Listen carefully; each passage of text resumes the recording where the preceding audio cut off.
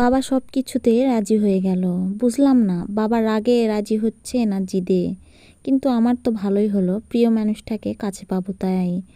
তো রীতিমতো বিয়ে শুরু হয়ে গেল। যেহেতু ছোট ফুপির বাসায় বিয়েটা শুরু হলো, আমার বড় ফুপিও চলে আসলো বাবার কথায়। কিন্তু ছোট ফুপির বাসায় এসে বড় ফুপি তো রীতিমতো রেগেই গেল, কারণ এভাবে মেয়েকে বিয়ে দেওয়ার সম্মতি আমার বড় ফুপির ছিল না।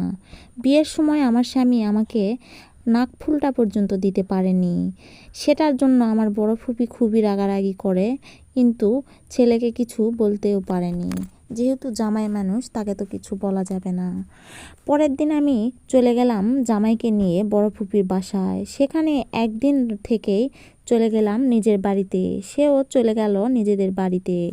আমি আমার বাবার বাসায় থাকলাম এভাবে 6টা মাস।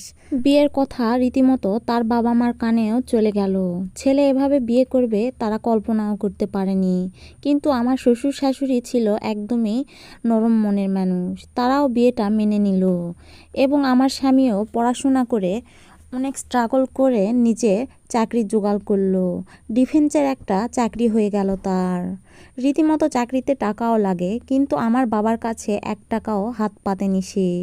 নিজেই বাবার কাছ থেকে নিয়ে চাকরিতে জয়েন্ট করে। তখন সে আমাকে নিয়ে যেতে চায়। তখন আমার আয়ানবাবু আমার পেটে। তাই আমার মা কোনো মতেই রাজি হয় না। যেহেতু আমার 5 মাস চলছে, তাই সে চাকরিতে চলে যায় আর ছুটি পেলে চলে আসে আমার কাছে ছুটে। নানান ধরনের ফল ফলান্তি আরও কত কী যে নিয়ে আসে। আমি তো অনেক সুখেই ছিলাম।